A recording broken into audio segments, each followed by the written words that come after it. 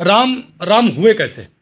आखिर आज राम को लोग क्यों पूछते हैं? कहीं न कहीं ऐसे लोग और भी इस दुनिया में हैं, इस पृथ्वी पर हैं, जो अपने माता-पिता के साथ-साथ दूसरों के माता-पिता का भी, और आप तो दूसरों के माता-पिता को अपने पास रखते हैं, उनको आश्रय देते हैं। अच्छा, दूसरी कैसे? बात, आपके कुछ वीडियो वायरल होते हैं, जैसे आप किसी में पैर धो रहे हैं, बुजुर्गों के, या किसी को प्रणाम कर रहे हैं सुबह उठ के।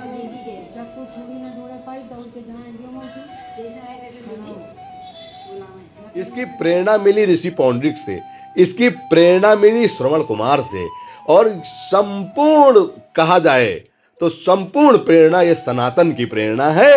और सनातन ही ऐसा धर्म है जिसमें पत्थर में भगवान, पौधे में भगवान। हमने जो कल गलत किया है, देखिए शरीर है तो गलतियां हर किसी के अंदर होंगी, कमियां हर किसी के अंदर होंगी। आपके घर में, आपके मोहल्ले में, आपके गांव में अगर कोई बुजुर्ग है, बी समाचार, जुनून सच दिखाने का। एक तरफ जहां पूरा देश राममय हो गया है, राम राम हुए कैसे? आखिर आज राम को लोग क्यों पूछते हैं? कहीं ना कहीं इसके पीछे भी एक वजह है।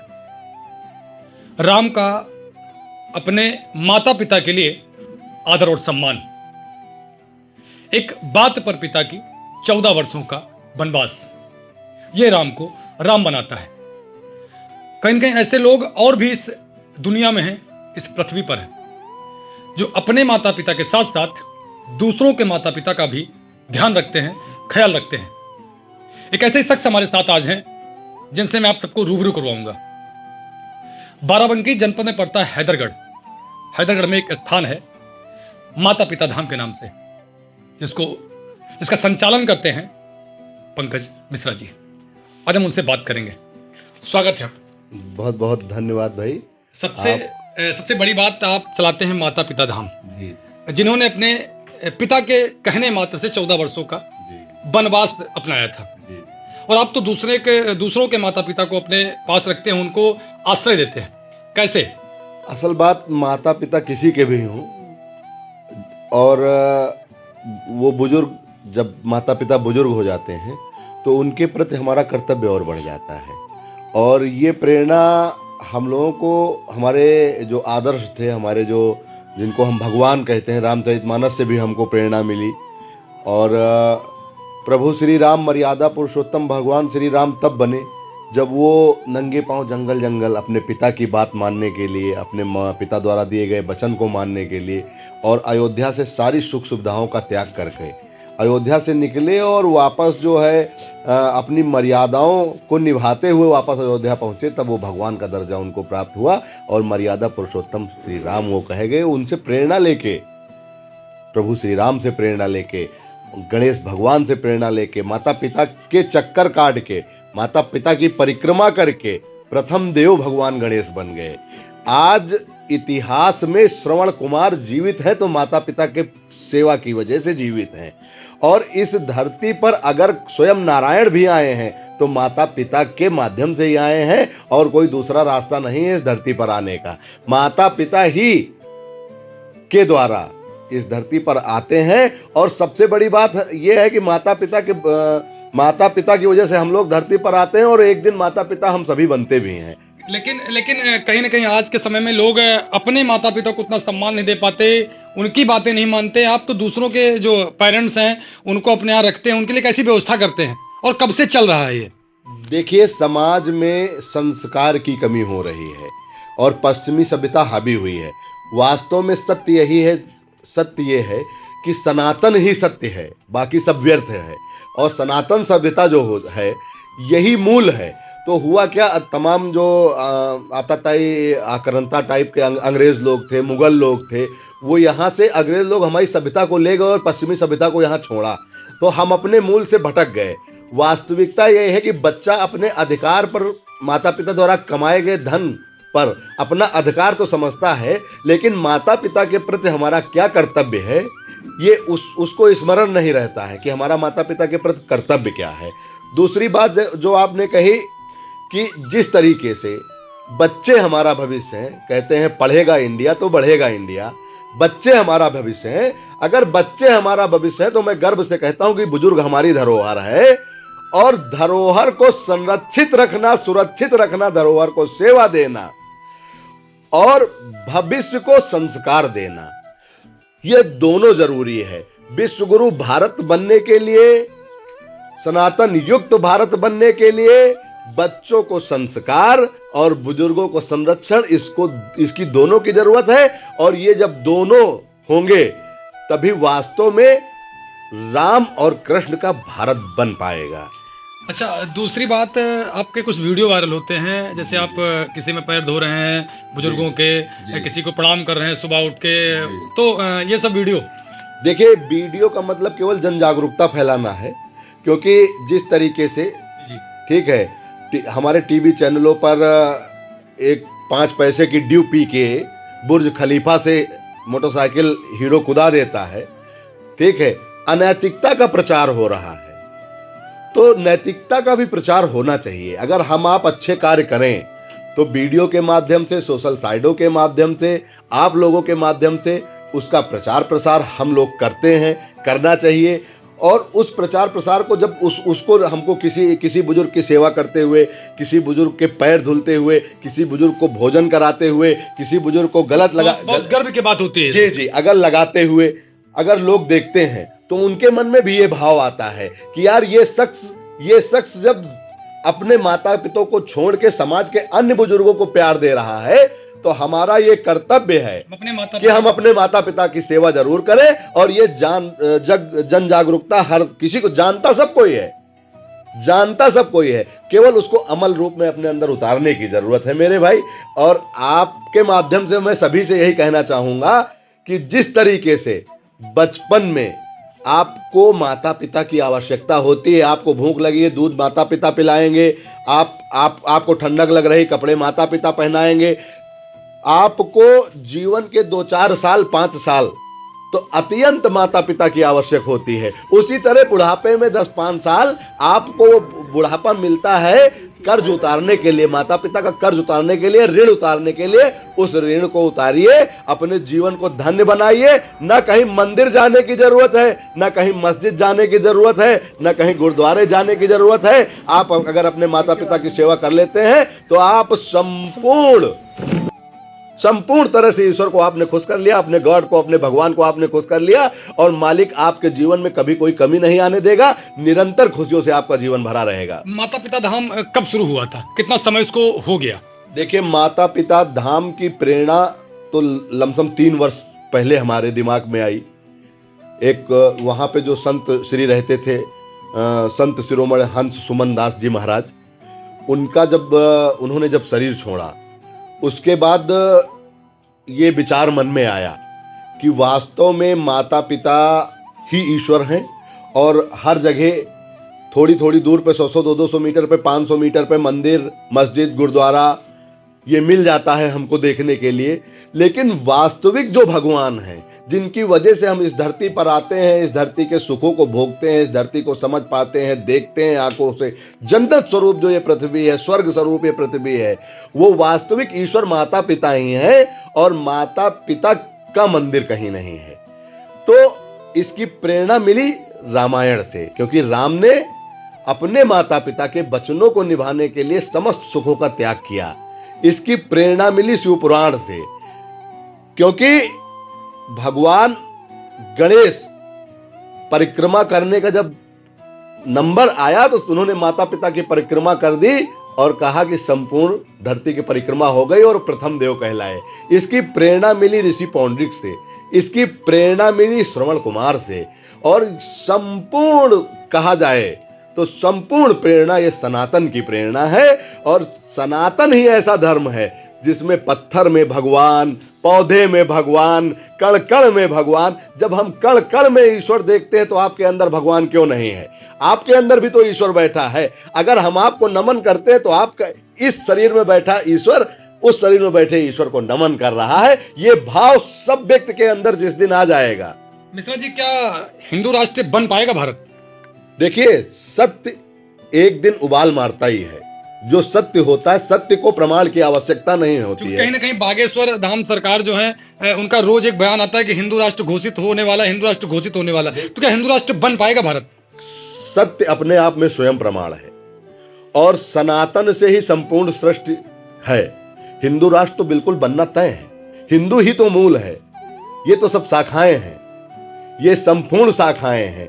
कोई भी धर्म, कोई भी जात हो, मैं किसी जात का अनादर नहीं करता हूं, क्योंकि पंथ और धर्म ये कोई भी हो, पंथ का मतलब होता है रास्ता, पंथ का मतलब रास्ता होता है, रास्ता कोई भी हो, मंजिल एक ही है और वो मंजिल है सनातन, वो मंजिल है सनातन। तो ये मैं गर्व से कहता हूं कि सनातन जो है उसका प्रभाव संपूर्ण विश्व पर होगा और हिंदू राष्ट्र भारत बनेगा और विश्व गुरु भारत बनेगा, इसमें कोई दो राय नहीं है। संपूर्ण विश्व को भारत भूमि से कुछ सीखने को आदि से मिला है और आगे भी मिलता रहेगा। कहीं ना कहीं 22 तारीख को देखते हुए मॉरिशस जैसे देश ने भी छुट्टी घोषित कर दी है। इससे जो भारत के लोग हैं, जो भारत के विपक्षी लोग हैं, उनको मिर्ची लग रही है कि आखिर विदेश में छुट्टी कैसे हो गई। देखिए, बात आपकी सही है। जब आपने बात विपक्षियों की है तो मैं आपको बताना चाहता हूं कि दो तरह की ऊर्जा हमेशा थी, आज नहीं। त्रेता युग में, द्वापर में, सतयुग में, कलयुग चल रहा है। नकारात्मक और सकारात्मक, ये दो तरह की ऊर्जाएं हमेशा थी। तो जो नकारात्मक ऊर्जाएं हैं वो अपना कार्य आज भी कर रही, पहले भी किया। मतलब आप क्या देवता और राक्षस की बात कर रहे हैं क्या? हाँ, बिल्कुल बिल्कुल, आप वही मान लीजिए भाई। देवता और राक्षस पहले भी थे और आज भी हैं। तो ये राक्षसों का काम ही है कि जब कोई अच्छा कार्य हो तो उसमें विघ्न डालना, लेकिन विघ्न डाले और विनाश उन्होंने स्वतः अपना किया। लेकिन कुछ लोग जा ही नहीं रहे हो कल प्राण प्रतिष्ठा में 22 तारीख को। देखिए, बाद में जाएंगे, 22 के बाद में जाएंगे, 22 को नहीं जाएंगे। वो जो लोग नहीं जा रहे हो पूर्व ग्रह से ग्रसित हैं, ठीक है।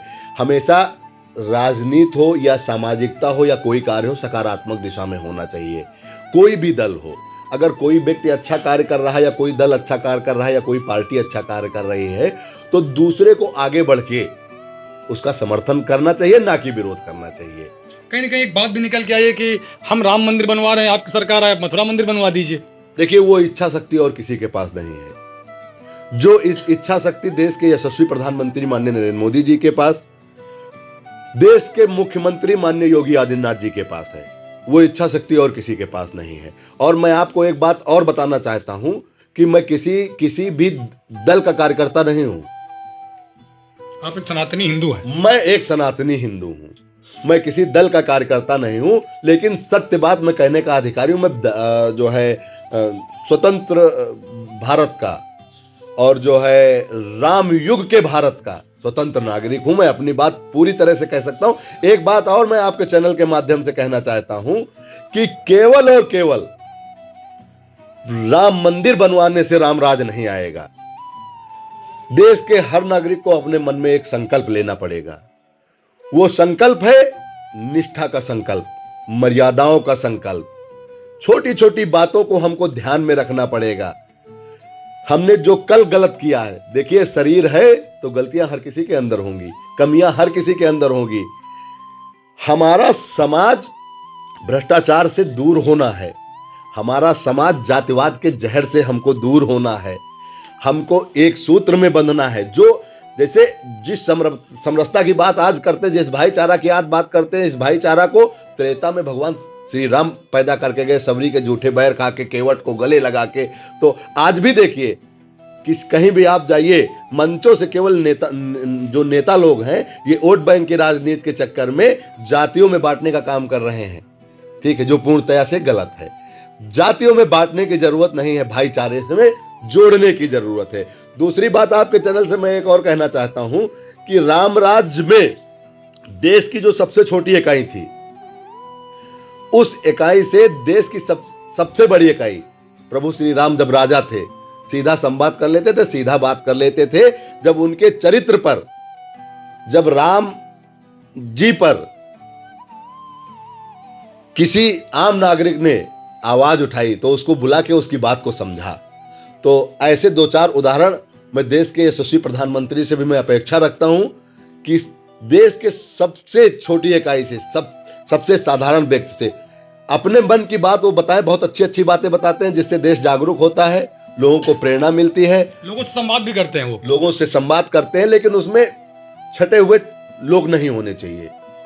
ठीक है, कहीं भी कभी भी किसी से, हाँ, कहीं भी कभी भी और किसी से भी, तब जाके, क्योंकि देखिए बड़े पैमाने पर भ्रष्टाचार खत्म हुआ है, लेकिन छोटे पैमाने पर अभी भी भ्रष्टाचार। अभी मैंने आपकी एक रिपोर्ट देखी थी, जो है शिवगढ़ में कहीं सीएससी की थी, जहां पे पीएससी की थी, जहां पे जो है प्राइवेट दवाएं बेची जा रही थी। तो ये भ्रष्टाचार जो डीएनए में सम्मिलित हो गया है, वो अब जब राम मंदिर की स्थापना हो रही, राम में प्राण प्रतिष्ठा हो रही है, तो कहीं ना कहीं संपूर्ण नागरिकों का यह कर्तव्य है कि अपने मन से बेईमानी को हटाएं, अपने मन से जातवाद रूपी जहर को हटाएं, ये संकल्प ले, और ये सभी संकल्प ले कि ये देश हमारा है, ये प्रकृति हमारी है। हमको जो नारायण थे, प्रभु श्री राम नारायण थे, धरती पर आने की उनको कोई आवश्यकता नहीं थी, जादू की एक छड़ी घुमाते पूरा ब्रह्मांड, पूरा देश सब सही हो जाता। लेकिन धरती पे आके साधारण रूप में उन्होंने जीवन सिखाया कि जीवन आपको कैसे जीना है, किस तरह से आपको रहना है। अच्छा मिश्रा जी, जैसे आपने कहा आपके पास है माता पिता धाम जी, अच्छा, इसके वजह से आप कैसे लोगों से संपर्क करते हैं? जैसे आपके यहाँ कोई कैसे आता है, जैसे कोई बुजुर्ग है या फिर असहाय है, जी जी, बेसहारा है, उसको कैसे लेके आते हैं? जैसे लोगों को आपसे संपर्क करना हो तो लोग कैसे संपर्क करें आपसे कि आपके पास पहुंचा सके और आप उनके पास जा सके? जी, देखिए अभी ये 2 साल पहले ही डाली गई जो है एक नींव है, और आज के युग में जिस संकल्प के साथ, सबसे बड़ी बात इसमें जो है ये संकल्प है कि जिस संकल्प के साथ, जिस निष्ठा के साथ इस बड़े संदेश को देने का, इस बड़े कार्य को उठाने का बीड़ा उठाया गया है, ये आज के समय में भागीरथ प्रयास कहा जाएगा। ये भागीरथ प्रयास जो शुरू हुआ है, इसमें माता पिता धाम में इस समय 5700 मेंबर हो गए हैं, धीरे धीरे 5700 मेंबर हो गए हैं, जिसमें हमारा बाराबंकी जनपद और माता पिता धाम जहां बन रहा है, वो मैं आपको बता दूं अयोध्या लोकसभा में आता है जी, अयोध्या लोकसभा में आता है। और ये उसी समय में वहां कार्य शुरू हुआ जिस समय में प्रभु श्री राम की प्राण प्रतिष्ठा, अयोध्या में मंदिर बनना शुरू हुआ, इधर माता पिता धाम बनना शुरू हुआ। तो इस माता पिता धाम का उद्देश्य यही है। जैसे आपने कहा कि लोग आते कैसे हैं, लोग संपर्क कैसे करते हैं। दो चीज, जैसे एक तो संपर्क कैसे, दूसरा यदि कोई कुछ आपको सहयोग देना चाहे जी, तो वो किस माध्यम से दे सकता है, और या फिर कोई बता कैसे सकता है आपको कि हमारे यहाँ ऐसे कुछ असहाय लोग हैं? जी जी, देखिए जैसे हमारी वेबसाइट भी अंडर प्रोसेस है, लमसम तैयार हो चुकी है, 5700 मेंबर हमारे हैं, और उन्हीं मेंबरों के माध्यम से अभी हमारे पास 7 बुजुर्ग भगवान हैं। एक बुजुर्ग भगवान हमारे जो है वो राम के चरणों में समर्पित हो गए। अब की ठंडी में ज़्यादा बुजुर्ग थे, इलाज के दौरान जो है उन्होंने शरीर त्यागा। उन अंतिम अवसर भी प्राप्त हुआ, अंतिम सेवा का मुझे, और ये मेरा प्रयत्न है उस 5700 लोगों के माध्यम से, सोशल मीडिया के माध्यम से लोग हमसे संपर्क करते हैं। पहले तो प्रयास रहता है कि जिसके संतान है, जिसके घर में बच्चे हैं, समझाया जाए उनको समझाया कि आप उनकी सेवा करिए, ऐसे कहे उनको बेसहारा छोड़ रहे हैं। उनको समझाया जाए कि ये आपका अधिकार है, धर्म है, कर्तव्य, और ये आपका धर्म है। आप अपने धर्म से विचलित मत हो, प्रथम आपका ही धर्म है। और अगर वो नहीं मानते हैं या वो नहीं सक्षम है, तो माता पिता धाम ऐसे बुजुर्गों के लिए तैयार है। हम अपने बुजुर्गों को बोझ नहीं, धरोहर मान के उनकी सेवा करते हैं, उनके पैरों का जलाभिषेक करते हैं, आरती उतार के उनको भोजन कराते हैं, उनके वस्त्र की व्यवस्था, उनकी दवा पानी की व्यवस्था करते हैं।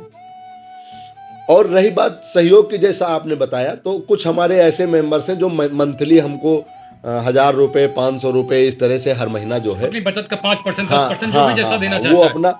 बाकी हम जो व्यवसाय करते हैं, अपने व्यवसाय से एक बड़ा हिस्सा, व्यवसाय का एक बड़ा हिस्सा किसी को जाता है, आश्रम को जाता है। एक बात मैं आज आपके चैनल के माध्यम से और खोलना चाहूंगा कि हमारे पिताजी जब अपने शरीर को उन्होंने छोड़ा तो पिताजी द्वारा जो संपत्ति हमको प्राप्त हुई, तो हम 2 भाई हैं, हमारे दोनों भाई को और हमारी माताजी को 3 लोगों के नाम वो संपत्ति चली गई। तो जो हमारे नाम और हमारे भाई साहब के नाम थी उस पर हमारा अधिकार, और जो संपत्ति हमारे माताजी के नाम गई थी वो संपूर्ण संपत्ति हमने माता पिता धाम के नाम रजिस्टर्ड कर दिया है। जो भी संपत्ति थी, जी, जो संपत्ति थी, मतलब उसमें फिर कोई हिस्सा बांट नहीं हुआ? नहीं, माताजी की संपत्ति, जो माताजी अभी हमारी जीवित है, और साहर्ष उन्होंने, साहर्ष और हम दोनों भाइयों ने अपनी मर्जी से कि माताजी के नाम जो भी संपत्ति है वो संपूर्ण संपत्तियां माता पिता धाम के नाम, हाँ, जिसकी जो है लमसम जो है चल अचल संपत्तियों की कीमत लमसम 4 से 5 करोड़ रुपए है, वो हमने माता पिता धाम के नाम आश्रित किया कि हम लोगों का जीवन ना भी रहे तो वहां पे जो बुजुर्ग हों उनकी सेवा में कभी कोई व्यवधान ना आए।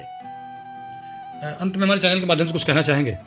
बस हम आपके चैनल के माध्यम से यही कहना चाहेंगे कि सर्वप्रथम आपके घर में घर एक मंदिर है, यही सनातन कहता कि घर एक मंदिर है।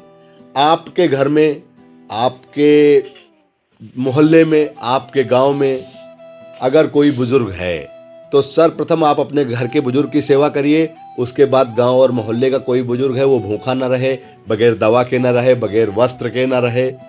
उसके बाद अगर कहीं कोई ऐसा बुजुर्ग है कि जिसको सेवा और सुरक्षा की जरूरत, तो उसके लिए माता पिता धाम पूर्ण रूप से तैयार है।